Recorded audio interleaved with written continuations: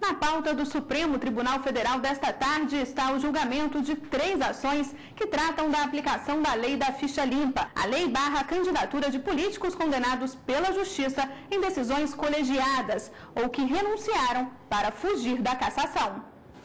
O julgamento deve ser retomado com o voto do ministro Dias Toffoli, que em dezembro do ano passado pediu vista do processo. Os ministros analisam 2 ações declaratórias de constitucionalidade e uma ação direta de inconstitucionalidade que questionam a lei da ficha limpa. A legislação define hipóteses e prazos de inelegibilidade. O principal ponto questionado pelo Partido Popular Socialista é se a legislação deve valer para políticos condenados antes de o texto entrar em vigor. A Ordem dos Advogados do Brasil pede que seja declarada a constitucionalidade da lei. E a Confederação Nacional das Profissões Liberais questiona o artigo que torna inelegível quem for excluído da profissão pelo Conselho Fiscalizador da categoria. O relator, ministro Luiz Fux, e o ministro Joaquim Barbosa já se manifestaram a favor da lei da ficha limpa.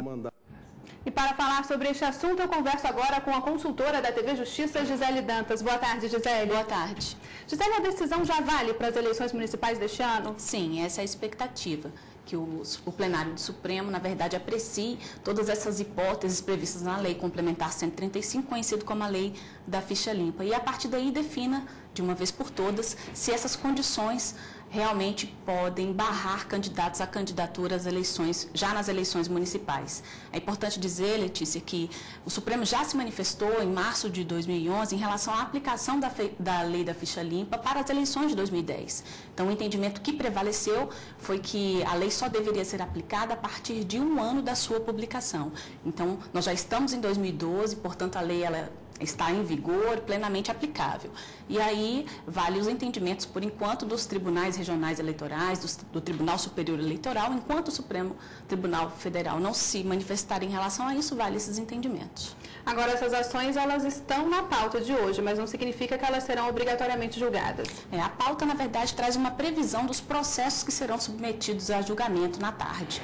Então, todos esses estão na previsão. Mas pode acontecer que os ministros optem por iniciar o julgamento de um outro processo, até porque nós temos pedidos de medida cautelar também na tarde de hoje.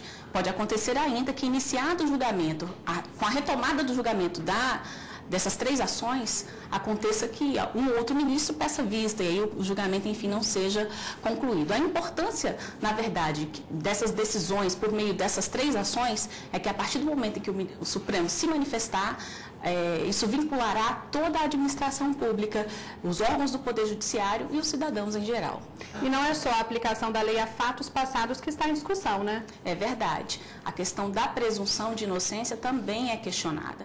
A partir do momento em que a própria lei complementar, ela considera como condição de inelegibilidade pessoas que foram condenadas por órgão colegiado, ainda que não tenha havido o trânsito em julgado, ou seja, que não tenha passado por todas as esferas recursais.